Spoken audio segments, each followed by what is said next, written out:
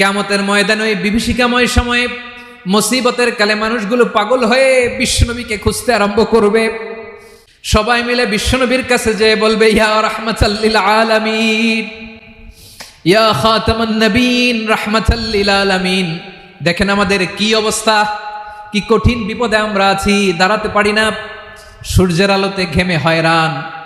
আজকে কেউ সুপারিশ করতে পারবে না। সব নবীরা অপারগতা স্বীকার করেছে, তারা বলেছে আপনি ছাড়া কেউ নাকি আল্লাহর সামনে দাঁড়াতে পারবেন না, আপনি একটু সুপারিশ করেন। বিশ্বনবী বলবেন, আসো আসো, আজকের দিনে আমি ছাড়া আল্লাহর সামনে কেউ দাঁড়াতে পারবে না। বিশ্বনবী মাকামে মাহমুদে যে আল্লাহু আকবার বলে সিজদায় লুটিয়ে পড়বেন। আল্লাহ রাব্বুল আলামিন বিশ্বনবীকে এমন কিছু চমৎকার শব্দ শিখাবেন, ওই শব্দগুলো দিয়ে আল্লাহর প্রশংসা করে বিশ্বনবী কাঁদতে আরম্ভ করবেন। বিশ্বনবী এমন ভাবে অজর দ্বারায় সিজদায় লুটিয়ে পড়ে কাঁদবেন, রব্বুল আলামিনের রহমতের দরিয়ায় জোশ লেগে যাবে।